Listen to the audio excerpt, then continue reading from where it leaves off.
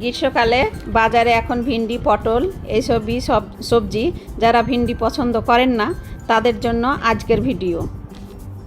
ভিন্ডি এইভাবে রান্না করলে যারা পছন্দ করে না তারাও পছন্দ করবে আশা করছি। আজকের আমার রেসিপি হচ্ছে ভিন্ডি পোস্ত। ভিন্ডি পোস্ত বানানোর জন্য প্রথমে কড়াইয়ে তেল নিয়ে নিলাম। তেলটা একটু সামান্য বেশি দিবেন। তারপর তেল গরম হলে আমি কালো জিরে আর কাঁচা লঙ্কা ফোড়ন দিয়ে দিলাম। ফোড়নটা একটু ভাজা হলে সুন্দর সেন্ট ছাড়লে আমি ধুয়ে কেটে রেখেছি 500 ভিন্ডি আছে আমার এখানে। ভিন্ডিটা দিয়ে দিলাম। একটু ইঞ্চি সাইজ করে কেটেছি ভিন্ডিটা। লবণ হলুদ ছাড়াই তেলে কিছুক্ষণ ভিন্ডিটাকে ভেজে নেব। কিছুক্ষণ ভাজা হয়ে গেলে আমি এখানে স্বাদ অনুসারে লবণ আর খুব সামান্য হলুদ যোগ করব।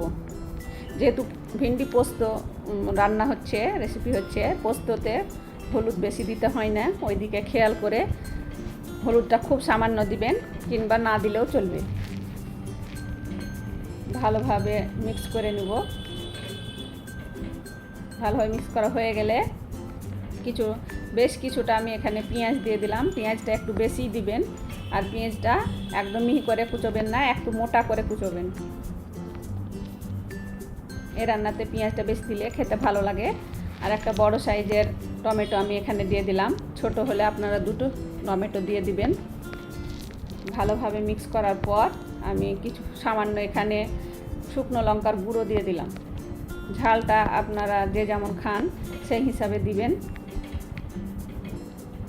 খুব ভালোভাবে মিক্স করে নেব। এই রান্নাতে আমি একদমই জল ব্যবহার করব না।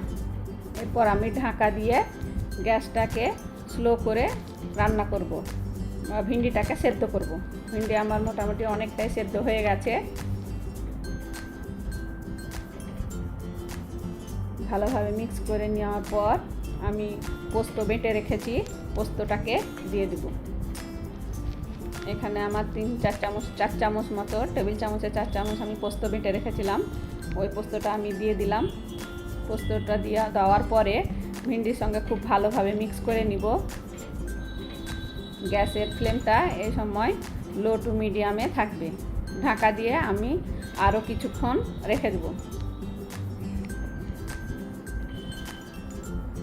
কিছুক্ষণ পর দেখুন পোস্তর জলটা একদম শুকিয়ে গেছে, তেল ছেড়ে দিয়েছে। এবার ভালোভাবে মিক্স করে নিব।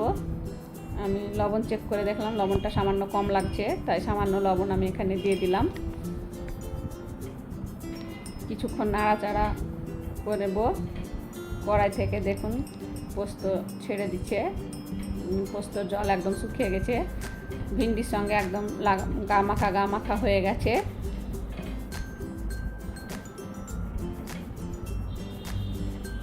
রান্না একদম কমপ্লিট।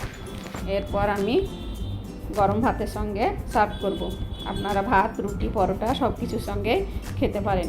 যে যার সাথে খেতে ভালোবাসেন সেই হিসাবে খাবেন, দেখবেন অবশ্যই ভালো লাগবে। যারা ভিন্ডি পছন্দ করে না তাদেরও ভালো লাগবে। আমার রেসিপি ফলো করে আপনারা রান্না করুন। পছন্দ হলে লাইক করুন, কমেন্ট করুন, বন্ধুদের মাঝে আমার রেসিপিটাকে শেয়ার করুন। আমার ইউটিউব চ্যানেলটাকে অবশ্যই সাবস্ক্রাইব করবেন। ফেসবুক থেকে দেখলে আমার চ্যানেলটাকে ফলো করবেন। ভালো থাকবেন, সুস্থ থাকবেন। আবার দেখা হবে নতুন একটা রেসিপির সঙ্গে।